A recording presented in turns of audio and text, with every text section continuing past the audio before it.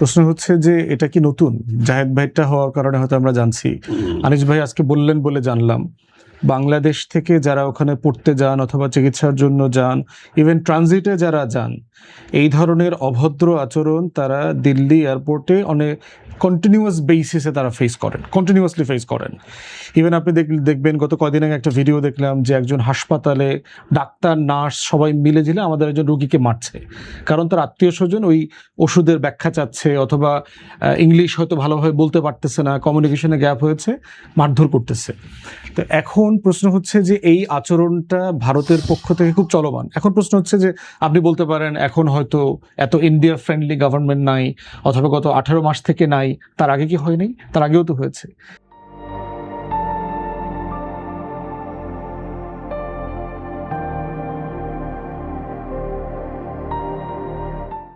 ভারত কি কখনো আমাদের সাথে ভদ্র আচরণটা কখনো করেছে আমাদের লোকদের সাথে? আপনি দেখবেন আমাদের একজন মোটরসাইকেলিস্ট, তিনি তার ওয়াইফ সহ সমস্ত মোটরসাইকেলে করে আপনার হজে গেছেন। ভারত, পাকিস্তান, আফগানিস্তান, ইরান, এরকম লম্বা একটা সফর করছেন। এবং উনি বলেছেন যে একটা ইন্টারভিউতে যে কোন ধরনের সীমান্তে, কোন সীমান্তে কীরকম আচরণ হয়েছে। সবচেয়ে বাজে আচরণ করেছে হচ্ছে বিএসএফ। হেন কোনো অভদ্র আচরণ নাই। তাদেরকে সকল ডকুমেন্টেশন দেখানো, মোটরসাইকেলের রেজিস্ট্রেশন, কাগজপত্র সব কিছু নথি দেখানো হয়েছে। যাওয়ার পথেও হেনস্থা করেছেন, আসার পথেও একই হেনস্থা করেছেন। মানে আপনি একই পথে একই প্রশ্নের জন্য কতবার হেনস্থা করবেন? আমি তো এখান থেকে একবার গেলাম, আপনি আসার পথে আবার এই হেনস্থাটা কেন করছেন? তো ইভেন এইটা যখন তিনি আবার বক্তব্যে বলেছেন, ভিডিও রেকর্ড সহ, বিএসএফ আবার তাকে যোগাযোগ করে বলেছে ওই ভিডিও বক্তব্যটা ডিলিট করে দেওয়ার জন্য। মানে আপনার অভদ্র আচরণ আপনি বদলাবেন না, আপনার খাইসলত বদলাবেন না, কিন্তু আপনার খাইসলত নিয়ে আমি কথা বললে পরে আনিস ভাইরে ফোন করে বলবেন আপনি কেন টকশোতে আমাদের বিরুদ্ধে কথা বলেন। মানে এইটা তো সলিউশন হতে পারে না। তো এই জন্য আমি বোধ করছি যে ইন্ডিয়ান গভর্নমেন্ট যেটা করেছেন, এয়ারপোর্ট অ্যাডমিনিস্ট্রেশন যেটা করেছেন, অ্যাবসলিউটলি একটা অভদ্র কাজ করেছেন, আনঅ্যাকসেপ্টেবল একটা কাজ করেছেন। এইটা আমি আনিস ভাইয়ের সাথে রেসপেক্টফুলি একমত না যে এটা সার্ক ভিসায় গেছেন অথবা আপনি অন্য ভিসা নিয়ে গেছেন, দিন শেষে তার সাথে আচরণটা একই রকম করা হইতো। কারণ হচ্ছে ওইটা হচ্ছে মূল কারণ যে ডাক্তার জাহেদ সহ যারাই গত 16-17 বছরের আওয়ামী লীগের ফ্যাসিবাদ, ইন্ডিয়ান পজিশন এগুলো নিয়ে সমালোচনা করেছে, তাদেরকে সেখানে রেড অ্যালার্টেড করে ফেলেছে, যে ব্ল্যাকলিস্টেড করে ফেলেছে, তাদেরকে ঢোকা বের হওয়া এই ধরনের সিচুয়েশনে।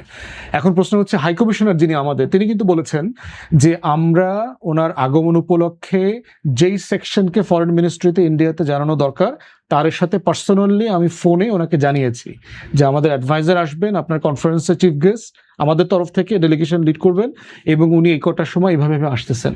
তাহলে জানানো হয়নি, কথাটা সত্য না, আমাদের হাইকমিশনার জানিয়েছেন।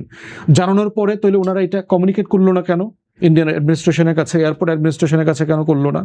অথবা কেন তখন জিজ্ঞেস করা হয় নাই যে সার্ক স্টিকার নিয়ে আসলে আমরা অ্যাক্সেস দিতে পারবো না, আপনি ইন্ডিয়ান ভিসা নিয়ে আসেন? কোনো না কোনো ফর্মে তো এখানকার হাইকমিশন তো ইনভলভ।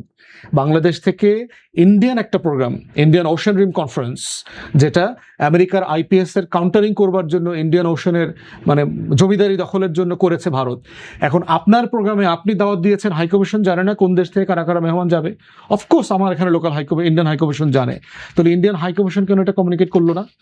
তাহলে প্রশ্ন হচ্ছে এইটা পরিকল্পিতভাবে করা হয়েছে সিম্পলি আমাদের দেশের ডিসেন্টিং ভয়েস যারা আছেন তারা এবং বাংলাদেশকে আন্ডারমাইন করবার জন্য, ছোট করবার জন্য। পররাষ্ট্রমন্ত্রী এবং আমাদের অফিসিয়ালরা কারেক্ট যে এটার একটা অফিসিয়াল টোটাল পিকচারটা বোঝা দরকার। আমরা যেভাবে কথা বলতে পারবো, রাষ্ট্র আকারে তো বাংলাদেশ এইভাবে কথা বলতে পারবে না, তাকে পুরোটা জানা দরকার এবং জেনে যে মেজার্ড এবং প্রপোর্শনের যে রেসপন্স করা দরকার সেটা আমাদের করা উচিত। ভালো হতো ওদের রেসপন্স একটা বক্তব্য থাকলে। এখনো পর্যন্ত ওদের তরফ থেকে আপনি যেটা বলেছেন ওইটা আমি আমার চোখে কিছু পড়ে নাই। জাহিদুর রহমান তো কিছু বলতে পারতেন, তিনি চুপ থাকলেন। জাহিদুর রহমান এসেও উনি না বলাটা বেটার, যেটা হচ্ছে যেহেতু এটা স্টেটের সাথে স্টেটের একটা ব্যাপার, আপাতত ইন্টারনালি রেজলিউশন করা যায় কিনা, যদি করা যায় সেটা দেখা দরকার। কারণ বিষয়টাকে মানে ডিসপ্রপোর্শনেটলি মানে গুরুত্বপূর্ণ করার দরকার নাই, প্রপোর্শনেট হওয়া দরকার, মেজার্ড এবং প্রপোর্শনেট রেসপন্স দরকার রাষ্ট্রের পক্ষ থেকে।